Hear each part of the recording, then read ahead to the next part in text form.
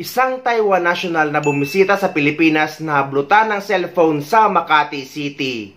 Himala naman itong nakaligtas matapos itong barilin ng snatcher. Dahil pala ang ginamit na baril ay isang laruan or toy gun. Narito sa ulo ang Taiwanese na pumalag sa mga snatcher sa Makati City. Ang biktima na buhay dahil laruan lang pala ang pinambaril ng mga suspect. Nasa frontline ng balitang yan si Gary De Leon. Sa kuha ng CCTV, makikita ang riding in tandem na patingin-tingin sa paligid habang nakahinto malapit sa sidewalk sa barangay Bel Air sa Makati City. Maya-maya, bumaba ang backride.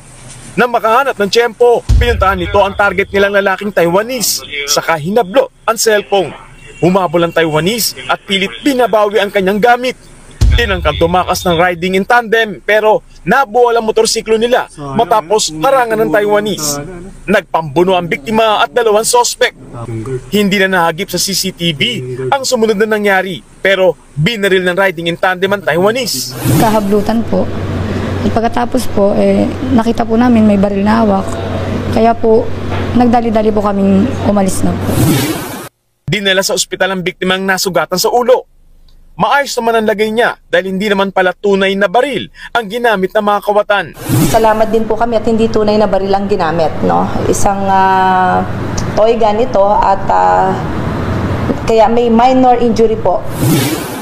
Nagkasan ng man operation ng Makati City Police at naharang ang riding in tandem sa checkpoint. Sinubukan pa raw ng mga suspect na lumaban sa mga umaaresto sa kanila pero naagaw ng mga pulis ang dala nilang armas.